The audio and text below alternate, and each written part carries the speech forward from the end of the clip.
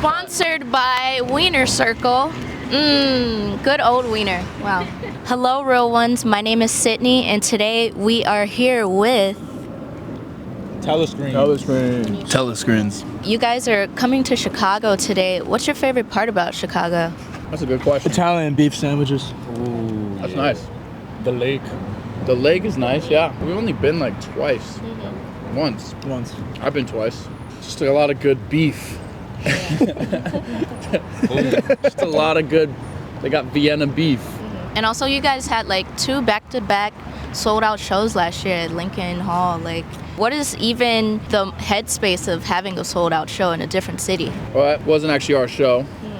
It was Bridget Calls Me Baby show. Shout out to those guys. They just had us on. We got to play for the good people of Chicago, and they liked it. So now we're back. Feels good.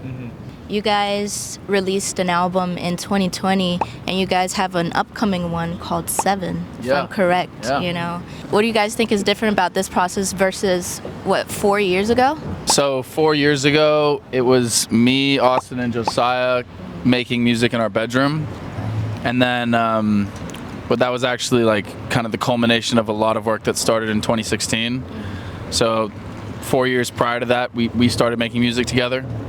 We made that album in our bedrooms, and then 2019, Oliver joined the band. We started playing shows before COVID as a live act, now that we had a drummer. And then after COVID, we were playing so many kind of punk rock shows that our sound just changed, and we wanted to capture the sound a little differently. So it started to become about like figuring out live recording in a real studio, which has been a journey that we're still on and trying to perfect every day.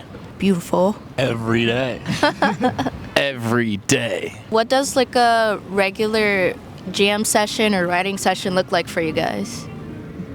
It changes all the time. Yeah, it's different. I mean, my favorite ones are where there's kind of no plan. We like to just play music the entire time, not really talk until after, unless the vibes are off, and then we'll talk the whole time. Because the vibe's got to be right between us, you know? It's a family. That's actually something I'll say is like, we won't even play music if the vibes are off. Yeah. Because if somebody's mad at somebody else or there's some sad about life, yeah, like why the fuck are we gonna force feed music? Right. If we're coming into, all of us coming out from your days into the rehearsal space, and, someone's just being quiet, someone's, sulking a little bit on their phone, it's like, what's the point? Like, we're not gonna be able to tap into the space that we want to tap into as a band, where we could be vulnerable and open to what each other are feeling. If we're not in the same headspace, then it's a completely futile practice. Like, we need to squash that off, right off the bat in order to achieve what we want to achieve. If vibes are good, usually somebody will just start playing something random, or I'll bring in a song that I wrote on an acoustic guitar or something. It's like a voice memo. Just voice memo or something like that, and then everything will start flying from there. And usually if everything's going well, it comes together very quickly. And what's like a important dynamic that you think a successful band needs to stay together, and what do you think that dynamic is for you guys that you already have? You just gotta look out for each other as human beings, You gotta make sure the relationship is solid, human to human. And then, the musical foundation is there, so that just follows, but no heroin too. Yeah, actually, for real. We were talking about Stuart Copeland, and the police all think everyone in the police, when there's that interview where they're all get interviewed separately, I wrote all the songs. Stuart's I wrote all the songs. Things like, I actually wrote all the songs. And who's the guitar player?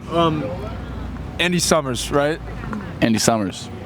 But they all have massive egos, and it makes sense that didn't last. And for us, for me especially, I'll speak for myself, this is my therapy. It's my favorite thing to do, and these 3 guys allow me to feel way better, and so it's sacred.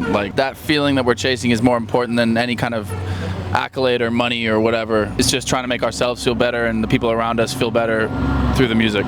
Do you guys remember a time where you first heard one of your songs somewhere random, or somebody playing your song and you were like, oh fuck, that's me, Ooh. Anyone got one? I was at the bar, and phone booth came on, and that was cool. The bar? Just at the bar, just at my local. Were you drunk already?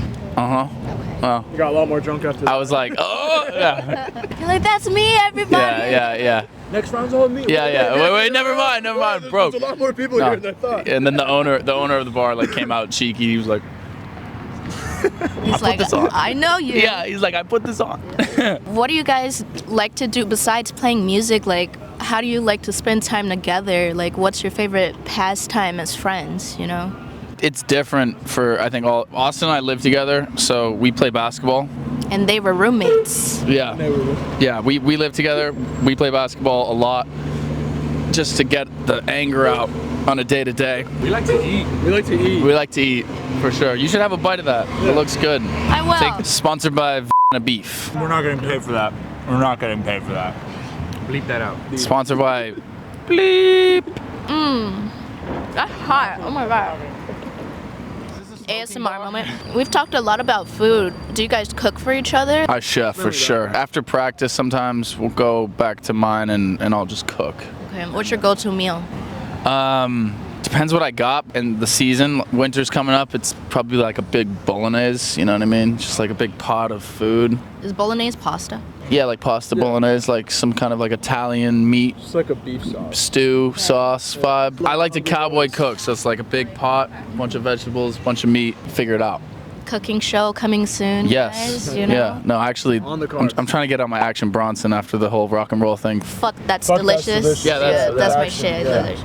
That'll be me one day. I'll be real fat. Then I'm on another show where I get skinny. What is you guys' separately like favorite bands? I mean, I fluctuate a lot. I think like right now, I love Interpol. I love the new Fontaines album. We've all been really geeking on the new Fontaines album. I think it's incredible. I think it's the best thing that's come out in the past couple of years. LCD Sound System, Sonic Youth, stuff like that.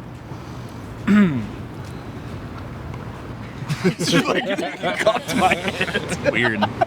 Anyways, these days, there's a healthy amount of Radiohead and Chili Peppers always. Yup, you feel me? Pixies. Yeah, I think those are heavy in rotation right now. Interpol's a great shout, Good. but those three stay in always. I'm into that. If I had to choose bands, it'd be some classics like Jimi Hendrix. But I like to listen to a lot of like frequencies, like meditation frequencies. Like, you know, like 432 hertz is really nice. God. Whenever he gets on aux. Yeah. 432 hertz. You think the different frequencies do different things for you? Like, I do, yeah. I think everything's vibrational, so it's all intentional, so it can do nothing if you don't think it will. But I think there's a lot of power in that, and that's the foundation of everything. You know, this is a so, man who's tapped in with his. Size real into golden ratios. and the golden rule. I was gonna say some conspiracy shit, but we'll save it. Yeah, it's off. I'm gonna keep that off the record. I would just add the Beatles.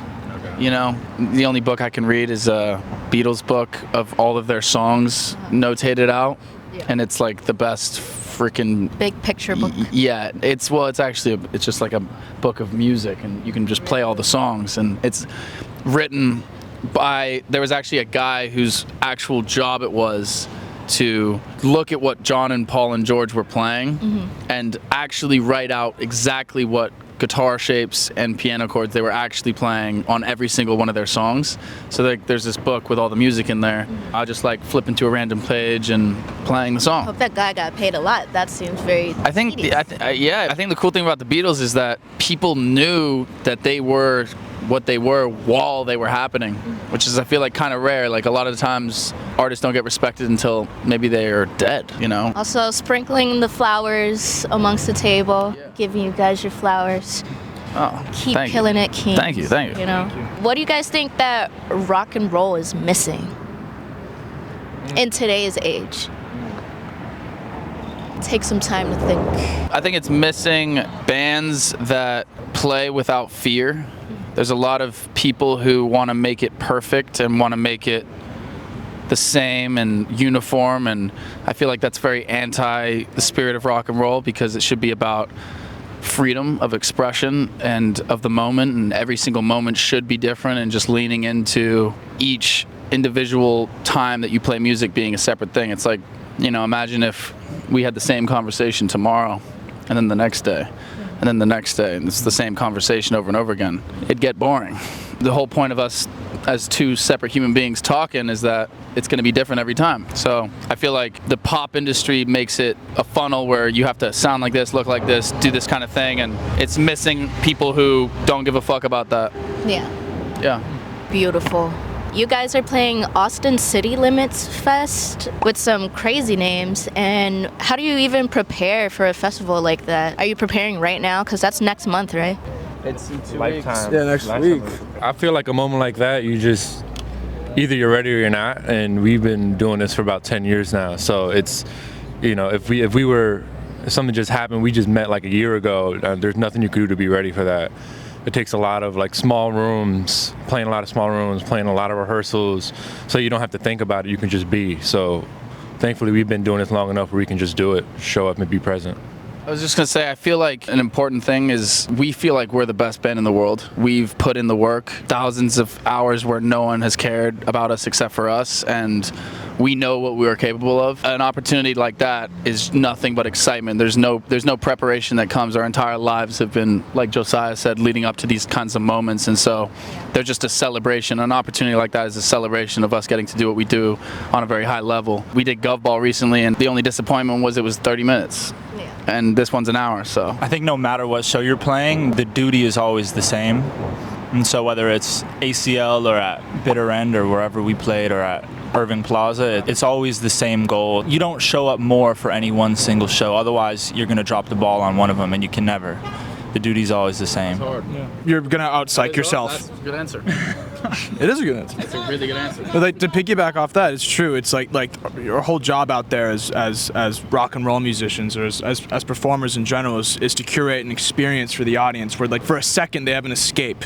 They have an escape from like all the bullshit that's going on in their day-to-day life, like everything that's plaguing them, everything that's eating away at them. You forget about all that and you're in the present. That's my biggest advice, I think, for people that are coming up in music, especially in rock and roll, where it's like if you get up there on stage and you're just as anxious and mundane and plagued by all these insecurities as the people in the room, they're not going to get that sense of escape or sense of release. That's just always been the ethos. That's always been the vision. And it doesn't matter if when we're starting out playing in front of a room of 15 people or playing Austin City Limits. It's the same job. These guys are thespians with hearts. We are hungry. Goodness. Yes. What's your guys' favorite New York venue? I might not know it, but if I do, like, what's your favorite venue to play back home? It's tough because we did just play Irving Plaza, and that was our biggest ever headline show. Yeah. And we sold out a 1,200 cap room, which was a big moment for us. Pretty cool. But I'd have to throw it back to, if I'm being honest, the Mercury Lounge or the Bitter End. The Bitter End, shout out to Paul, who owns the place, gave us our start. We played there probably in the year after COVID, like 100 times in 1 year. So Wow. that's kind of the thing is like, we do this. We're in Chicago. Michael Jordan didn't get nervous before a basketball game. Like, it was what he did. We feel the same way. Period. What do you guys hope to happen in this next year with your new project releasing? Like, is there any new scoops you could give us? Like, anything new you might be doing? Any sound changes, The album we're about to put out is something that we've had ready for a long time. A lot of our fans have heard us play those songs, and we plan on dropping another album in 2025. That's a goal, because we're writing a lot and we're recording a lot, trying to make the best records we can, Come to the show, see it for yourself, you know what I mean? Right. And besides each other, who's a real one in your corner? Like, all of you. It's terrible. Shout out our manager, Harry, over there. He gets us places. Shout out my brother Monty, with us on the road. The saying "it takes a village" is real. Like, oh yeah, look at that guy. He's going 2 miles an hour. Yeah, he's got the skateboard on the moped.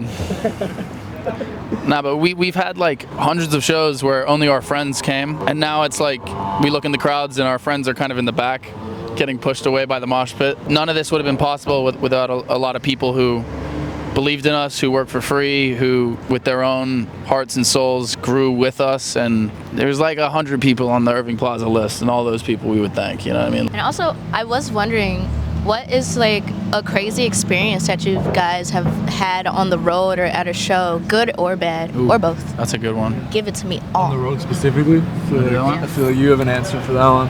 So you're thinking of a real specific one. There was one time that I had, it was before our second Bowery show, Bowery Ballroom. I had like a dream a couple nights before that a premonition.